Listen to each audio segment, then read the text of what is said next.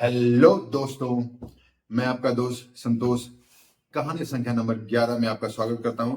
मैंने 4 चीजों के बारे में इसमें डिस्कस किया। इन चार चीजों का बैकग्राउंड क्या होगा इसके बारे में इस कहानी में विस्तार से सुनिए। तो फिर मैं कहानी शुरू करता हूं। बहुत समय पहले एक पहाड़ी में एक गांव हुआ करता था। उस गांव के लोगों को बड़ी ईश्वर की एक ऐसा वरदान प्राप्त था कि उनके यहाँ जो फूलों की घाटी थी, उस फूलों की घाटी में जो रात को ओस पड़ती, वो सुबह चम चम चम चम चम जैसे सूरज की किरणें पड़े मोतियों में तब्दील हो जाए। उनके पास एक झरना भी था जिससे पानी भी मिलता था और वो दक्षिण की तरफ, हल्का दक्षिण की तरफ जाए फिर पूरब की तरफ मुड़ता था।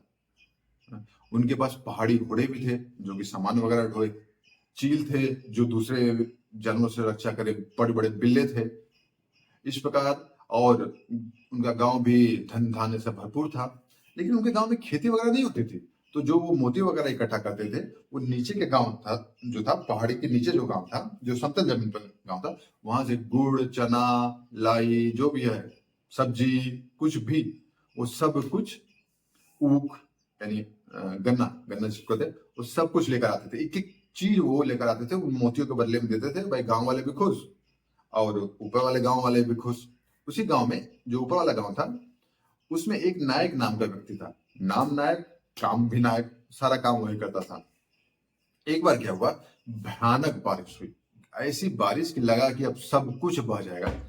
तब नायक ने सोचा कि भाई अगर अपने गांव वालों को बचाना है तो कम से कम 1 बरस का राशन रखना पड़ेगा।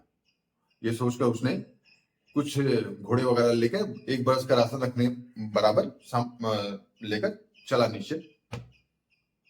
उसने सोचा भाई गांव वाले मिलेंगे, सारा राशन वाशन ले लेंगे, फिर अपने गांव वापस जाएंगे। लेकिन जब नीचे के गांव पहुंचा तो बारिश तो नहीं हो रही थी, लेकिन एक बड़ी अनोखी बात हो गई थी कि पूरा का पूरा गांव एकदम सुनसान। ऐसा सुनसान कि मतलब जैसे केवल हवा साए साए साए आवाज आ रही है और किसी की आवाज ही नहीं आ रही, ना बूढ़ा ना बच्चा ना कोई आदमी औरत, कोई आवाज नहीं आ रही है। अब वो चकरा गया, क्या नहीं हो क्या गया, ये कोई कोई आसपास आसपास कोई भी नहीं दिख रहा है। खोजते खोजते उसको एक बूढ़ा दिखाई दिया, बेचारा अधमरा अवस्था में था। उसको उसने उठाया, मरहम पट्टी की, पूछा अरे बाबा क्या हुआ, गांव वाले कहाँ गए? बूढ़ा बोला ले गया ले गया ले गया ले गया ले गया। क्या ले गया? बोला अरे वो कंटाला आया था, सबको ले गया। कंटाला याद करिए, वो किला सिंह की कहानी का वो पहलवान है जो अपने समय में एक डाकू भी हुआ करता था। बोला ले गया ले गया। बोला कंटाला आया था, वो सबको गुलाम बनाने के लिए, आदमी औरत बच्चे सबको ले गया, सिर्फ मुझे बूढ़े को छोड़ गया, मैं किसी काम का तो था नहीं। खैर नायक ने उसको ठीक ठाक किया, अपने साथ ऊपर वाले गांव में लेकर गया। वो गांव वालों से बात किया, बोला भाई ऐसी ऐसी बात है। नीचे के गांव वालों को तो सब उठाकर लेकर गए हैं। सबने कहा कि अगर वो गांव वाले नहीं आए हम तो भूखे मर जाएंगे, हमें कैसे भी उनको बचाना पड़ेगा। नायक ने कहा कि हाँ मैं बचा के लाऊंगा।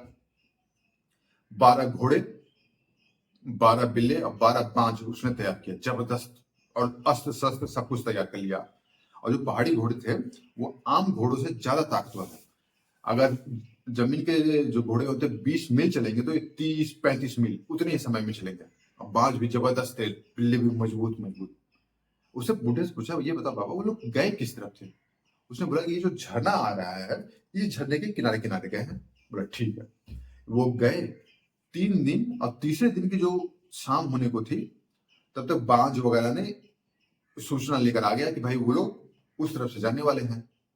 उस तरफ से मतलब कि उसको पता ये लग गया था कि जब नदी पूरब की तरफ मुड़ती थी तो उस तरफ नदी, मतलब जो झरना था नदी बना था, एक तरफ झरना था, बीच में जो रास्ता हुआ करता था वहां पर एक ऐसे कर्व लेके पहाड़ियों का 2 टुकड़ा था, उसके बीच में रास्ता हुआ करता, वो रास्ता ऐसे घूमकर जाता था और फिर उसी के ऊपर पुल था और नदी, तो उस पार जाना था।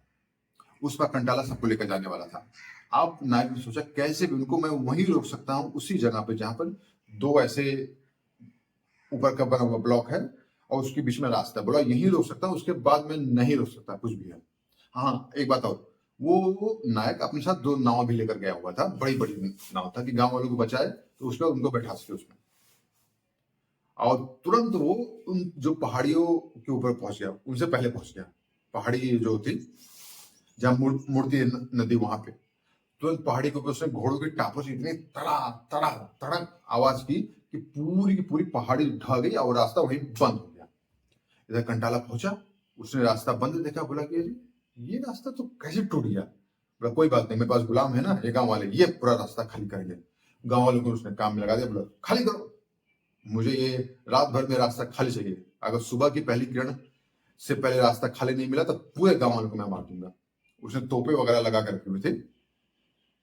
गांव वाले एक एक पत्थर करके धीरे धीरे धीरे धीरे झरने यानी नदी में फेंक रहे थे रास्ता खाली करने के लिए। अब नायक ने आसपास देखा, बोला कैसे भी करके इनकी सेना में भगदड़ मचाई जाए। उसने बड़े बड़े बिल्ले छोड़े, बांज छोड़े। ये बांज और बिल्ले कुछ देर तक तो काम किए सेना में, भाई सेना हड़बड़ा गई, कहां से आगे इतने बड़े बड़े, लेकिन भाई सेना हजारों लाखों की सेना, वो बांज बिल्लों से डरने वाली सेना है। तो न सतर्क हुए, उन्होंने कुछ बांज बिल्लों को घायल कर दिया, दो तीन घायल हो गए। खैर वो वापस तो आ गए वापस, लेकिन नायक को समझ में आया कि यार भांज बिल्लों से सेना का मुकाबला नहीं होने वाला। अगर उस सेना को मेरे बारे में पता चल गया कि मैं यहाँ हूं तो सब मुझे भी मार देंगे। अब इधर रात भी हो रही थी, धीरे रात क्या हो रही थी, गहरा चुकी थी रात। अब उसने आसपास देखा, सेना का पूरा मुआयना किया, ऊपर से देख रहा है कि कहाँ पर क्या है क्या है। देख क्या है, सेना के बीचों बीच में तंबू में कंटाला का तंबू लगा हुआ है। फिर इधर सेना है, सेना के बाद तोपे, हाथी और फिर गांव वाले हैं। हाथी वगैरह ये इसलिए लगाए गए थे कि चलो वो भी मदद कर सकेंगे गांव वालों को थोड़ा बहुत पत्थर वगैरह हटाने में। और दूसरा ये भी था कि गांव वाले भागने की कोशिश किए तो हाथी उनको पीस देंगे। अगर हाथियों से काम नहीं चला तो पीछे तोपे लगी थी, तोपे गांव वालों को उड़ा देंगे। मतलब कुल मिलाकर उसने इंतजाम ऐसा किया था कि गांव वाले बच ना पाए। लेकिन नायक उसने इसी सिचुएशन का ठीक उल्टा सोच लिया कि यार इसी सिचुएशन को मैं पढ़ सकता हूँ इनकी सेना की तरफ। क्या था, कंटाला से एक गलती हो गई थी, उसने तोपों को हल्का ढलान पर रखा हुआ था और पहियों के नीचे पत्थर रखे हुए थे ताकि तोपें बैलेंस में बनी रहे। अब नायक ने सोचा कैसे भी करके इन हाथियों में अगर मैं भगदड़ मचा दूं तो तोपों का मुंह उल्टा हो जाएगा। और तोपों में बारूद भी भरा हुआ था कंटाला ने, ताकि गांव वाले भागे तो तुरंत उनको उड़ा दे। अब ये सोचकर उसने बांझू को आदेश दिया, मसाल वगैरह जलाई, बोला कि कैसे भी करके इन हाथियों में और बिल्लों को भी बोला हाथियों में भगदड़ मचाओ। अब हाथियों के पीछे बिल्ले, बड़े बड़े बिल्ले थे, पंजे मारने लगे, आगे पीछे पंजे मारने लगे, बांझ आंख में मारने लगे। तो हाथी एकदम से खना गए पूरी तरह। आगे तो रास्ता बंद था, आगे तो जा नहीं सकते, तो पीछे की तरफ पलट गए। पीछे की तरफ पलटे तो तोपे लगी पड़ी थी, तोपों से हाथी टकराए, ढलान पे तोपे थी और उनका मुंह ऐसे था, ऐसे पूरा घूम के ऐसे हो गया उल्टे की तरफ। अब तोपे भी नीचे नीचे चलने लगी, इधर आगे तोपे, तोपों के पीछे हाथी। भाई मौका मिल चुका था, सेना बुरी तरह हड़बड़ा चुकी थी कि ये हो क्या रहा है। और जो मसाले उसने जलाई थी, याद करिए, तुरंत मसालों को बोला कि ये जो पतीला लगा होता है तोपों के ऊपर, उसके ऊपर डालो। अब बारूद भरी हुई तोपे जैसे ये आग मिली, बम बम बम, आगे पीछे पता नहीं कहां कहां फायरिंग शुरू हो गई तोपों के द्वारा, बम बम। अब कंटाला भी हड़बड़ा गया, उसकी तंबू में सब उखड़ गया, सेना बुरी तरह हड़बड़ा गई। तोपों से कौन मुकाबला करे, वो भी धड़धड़ाती हुई जो तोपें आ रही है, उनसे आप क्या मुकाबला करोगे, हाथ से रोकोगे? और पीछे से हाथी भी आ रहे हैं, कहां रोक पाओगे?